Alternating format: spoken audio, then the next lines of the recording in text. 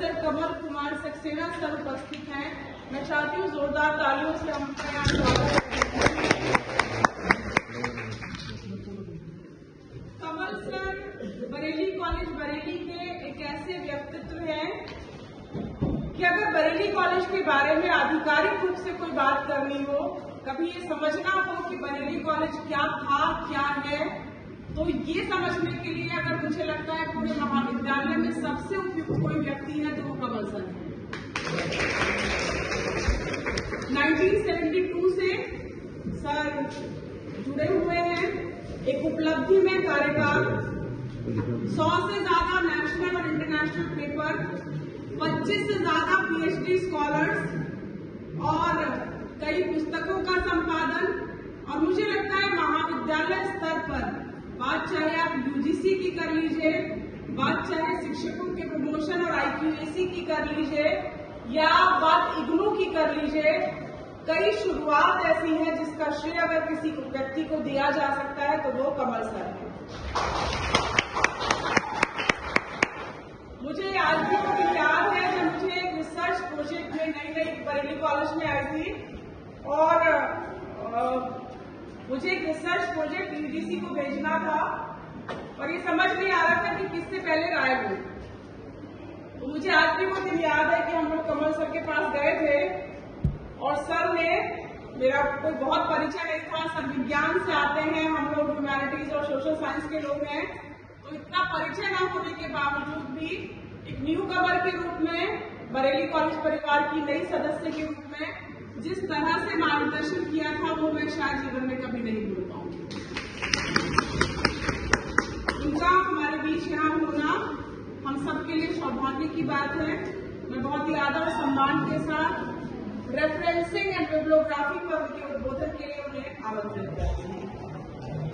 उससे पहले औपचारिकता, हमारी कोर्स की कोर्स समन्वयक मनमीत मैम से मेरा अनुरोध है कि आयोजन समिति की ओर से पौधा भेंट करके उनका इस आयोजन में स्वागत करें।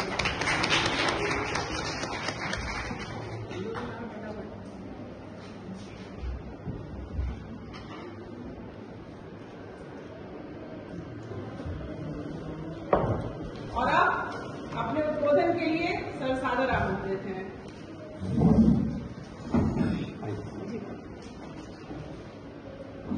सभी को एक बार पुनः नमस्कार।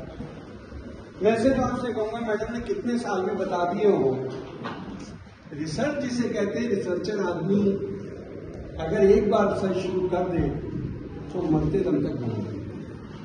तो रिसर्चर कभी डिग्री मिल जाए, जिसको पीएचडी मिल गई, उसके अंदर में इतने लोगों ने काम कर लिया, लेकिन रिसर्च एक ऐसी फील्ड है वो शायद कागजों पे करते करते अपनी जिंदगी पर रिसर्च करने लगता है और आखिरी दिन तक वो रिसर्च उसका पीछा नहीं छोड़ता।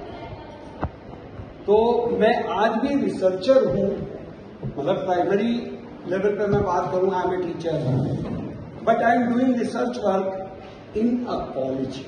मेरे सेंटर पे ध्यान दीजिएगा, क्योंकि रिसर्च एक ऐसी चीज है कि जिसको लोगों ने कहीं तक रोक रखा कि रिसर्च केवल रिसर्च इंस्टीट्यूट में हो सकती है। मैं साइंस की बात पे ज्यादा बात कर रहा हूं। उसके बाद यूनिवर्सिटी वाले आ जाते हैं कि रिसर्च यूनिवर्सिटी के बड़े बड़े कैंपस में हो सकती है, और कॉलेज को ये मान के चलते हैं कि शायद ये अपने कैरियर के लिए पीएचडी डिग्री उनके लिए मिल जाए खुद को, और अपने कैरियर में कुछ को पीएचडी करा दें तो गिनती के लिए अपनी पीएचडी करा लिया करते हैं। एनीवे, मैं थोड़ी सी बात आपसे शुरू करता हूं। मैंने 82 में रिसर्च ज्वाइन की थी, मतलब धीरे धीरे बात को 40 साल से ऊपर हो गए। And when I joined research work, I was lucky that in this department of zoology of Bareilly College Bareilly, मैं बार बार बरेली कॉलेज बरेली बता रहा हूँ कि रिसर्च हमने वहां से शुरू की। फैक्ट ये है कि रिसर्च कैसे करते हैं, हमने उस पर रिसर्च की।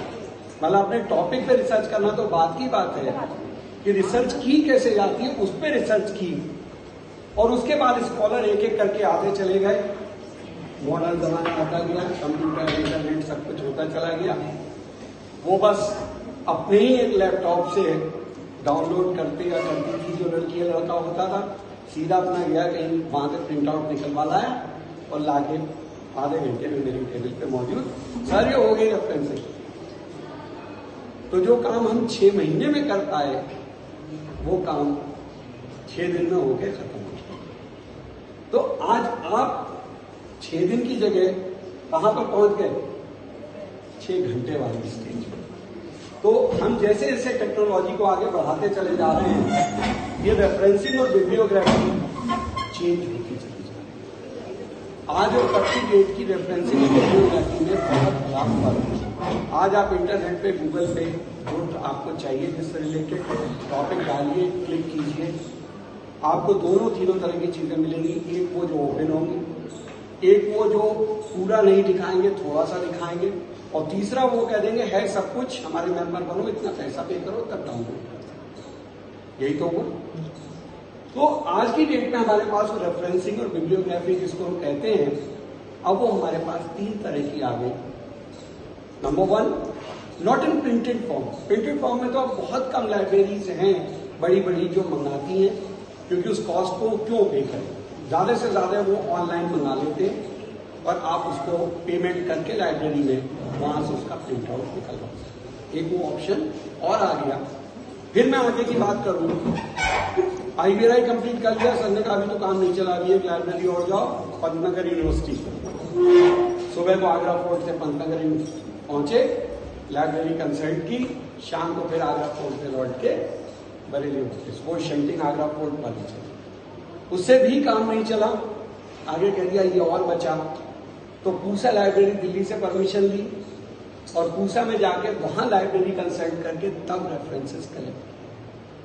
तो मैं जो आपसे रेफरेंसिंग की बात कर रहा हूं, ये सबसे ज्यादा टाइम टेकिंग, सबसे ज्यादा टायरिंग, और अगर एक वर्ड और जोड़ूं, सबसे ज्यादा नीरस था, जिसमें सुपरवाइजर से डांट भी बहुत मिलती कि आप टाइम पर आके लाए, रेफरेंस अधूरा है, चीजें पूरी टाइम पे बोलोगे, इसमें तो तुमने यहाँ पे टाइटल तक पूरा नहीं लिखा, देख के आओ फिर से जाके। अब तो चलो इंटरनेट है, फिर से देख लोगे, फिर से डाउनलोड करके उसको पूरा कर लोगे। मैं ये वो बता रहा हूं कि ये वो, लेकिन उसमें उल्टी बात बता दूं कि सबसे इंपॉर्टेंट पार्ट है थीसिस का या आपके रिसर्च पेपर का जो रेफरेंसेस या बिब्लियोग्राफी। अब मैं आगे दूसरी चीज पे कि आता रिपोर्ट में मेरी, तो उसमें मेरी भी बेइज्जती होती, मैंने वहीं रोक लिया। लेकिन आज की डेट में तो आपको प्लेगरिज्म से तुरंत पकड़ लिया जाएगा। ऐसा कोई काम मत कीजिएगा कि किसी पुराने पेपर की लैंग्वेज को बिना रेफरेंस दिए यूज कर रहे हैं, पीजिए, लेकिन ब्रैकेट में उसका रेफरेंस बिना रेफरेंस दिए किसी के भी पेपर को यूज करने की कोशिश मत कीजिए। तो देखिए स्टेप्स कौन से होंगे? Record the full details and relevant page numbers, कहां से इंफॉर्मेशन आपने दी है। Insert the citation in the appropriate place, जहां पे देना चाहिए वहां ब्रैकेट में उसका साइटेशन होना चाहिए, और रेफरेंस लिस्ट में उसको जरूर इंक्लूड करना चाहिए। मैं विद एग्जाम्पल आपको चीज बता रहा हूं कि अगर आप ये नहीं करेंगे तो काम नहीं चलेगा। बाकी मैं जो आपसे बात पुरानी कर रहा था, फिर से मैं थोड़ा सा लौटता हूं। हम लोग जो शुरू में ढूंढते थे, देखिए इस तरह के होते थे। पहले हम लोग इस तरह के कार्ड लाइन वाले प्लेन लेके एक पूरी गड्डी बना के जाया करते थे। मेरे पास पुराने नहीं है, वरना और मोटे वाले और लाइन वाले होते थे। वो आज मैं लाना भूल गया, मेरे घर पे पूरे बॉक्स में रखे हैं, हजारों। हाँ, तो वो इस तरह के हम लोग बनाया करते थे और उस पर कोई टाइटल और वो सब कुछ बनाया करते थे। बनाते कहाँ से थे? सुनिए, मैं आपको जैसे क्लियर करूं, मोटे मोटे ग्रंथ की तरह बायोलॉजिकल एब्स्ट्रैक्ट्स आया करते थे, और बायोलॉजिकल एब्स्ट्रैक्ट की बुक में पलट पलट के वहां बिल्कुल ढूंढा करते थे।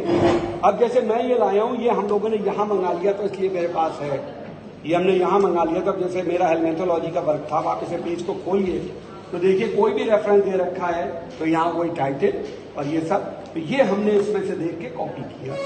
तो हमें यही करना होता था कि बुक को पलटो और अपने मतलब के निकालो कि हमारे कौन कौन से हैं, और उनको रेफरेंस कार्ड्स पे बनाओ, और ऐसे रेफरेंस कार्ड लाके अपने सुपरवाइजर के हाथ में। और ये वो एब्स्ट्रैक्ट्स होते थे जो वर्ल्ड के टॉप जर्नल्स को कवर करते थे। मतलब ऐसे कहूं कि मेरा ये पेपर जैसे मैंने भेजा था, जो मैं आपको कह रहा हूं अमेरिकन जर्नल में हुआ, मैं आपको थोड़ा सा शेयर कर रहा हूं। फॉर्चुनेटली अनफॉर्चुनेटली इस जर्नल का नाम वेटरनरी पैरासिटोलॉजी था, और इसमें मैक्सिमम पेज लेंथ 10 है, और मेरा page by chance 10 he page का है पेपर, मैक्सिमम लेंथ। एक बार अचानक हम IVRI लाइब्रेरी जाते थे, हम गए और ऐसी बात में एक साइंटिस्ट मिले तो मैंने कहीं कह दिया कि वेटनरी पैरासिटोलॉजी में मेरा 10 पेज का पेपर प्रिंट हुआ है। उन्होंने मेरी बात को एक्सेप्ट नहीं किया, मुझे झूठा ठहरा दिया, सब कुछ मतलब ऐसे कह दिया कि बरेली कॉलेज में कैसे काम हो सकता है। हम लोगों ने अपना यहाँ IBRI से भेजा, वो तो शॉर्ट कम्युनिकेशन में 2 पेज का पब्लिश हुआ, तुम्हारा 10 पेज का कैसे हो गया। उन्होंने मेरी बात को टोटली डिस्कार्ड कर दिया। अगली बार मैं ये जो जर्नल वहां से आया था, मैं लेके गया, उनको दिखाया, वो तब नहीं माने। मुझे संग में लेके पैरासिटोलॉजी डिपार्टमेंट गए, वहां पर सबको दिखाया कि देखो बरेली कॉलेज का 10 पेज का पेपर इसके अंदर छपा है। तब वहां के लोगों को ये विश्वास हुआ कि बरेली कॉलेज में भी जिसे रिसर्च कहते हैं वो यहाँ हो सकती है। देखिए ये हम लोगों का जो पूरा पेपर मैं आपको दिखा रहा हूँ इसी चीज को, इन चीजों की वैल्यू होती है और होती थी उस टाइम। ये पूरा 10 पेज का पेपर देखिए, 211 से 220 तक पूरा इस इंटरनेशनल जर्नल में हम लोगों का पेपर है। पूरा 10 पेज मैक्सिमम लिमिट थी और पूरा 10 पेज का ये पेपर था। उस जमाने में डॉक्टर RK शर्मा होते थे हमारे प्रोजेक्ट इंचार्ज, और पूरा 10 पेज का पेपर। वही चीज मैं आपको बता रहा हूं। अच्छा, अब उसके बाद क्या हुआ देखिए, मैं आपको थोड़ी सीक्वेंस चल रहा हूं, आपको भी इसको थोड़ा सा जरूरत पड़ेगी। जब हम लोगों के पेपर छपे तो पूरी दुनिया से, केवल इंडिया से नहीं, आप अगर इसको उठा के देख लें तो शायद ही दुनिया की कोई बड़ी कंट्री बची होगी, मिलानो, देखिए आप यहाँ पे, ये इस तरह की रिक्वेस्ट आती थी हम लोगों के पास में, पूरी दुनिया के, मेरे पास पूरी गड्डी भरी पड़ी हुई है। किस काम के लिए?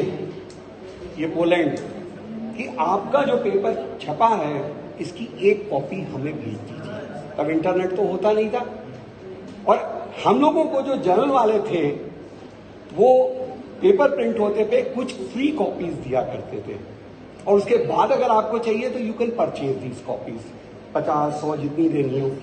तो जो हम लोगों की कॉपी आती थी, और तो हम लोग बड़े छांटते थे इसमें से कि अच्छी कंट्री कौन सी है, साइंटिस्ट कौन सा है, क्योंकि हम पे भी लिमिटेड कॉपीज होती थी, उनको हम भेज दिया।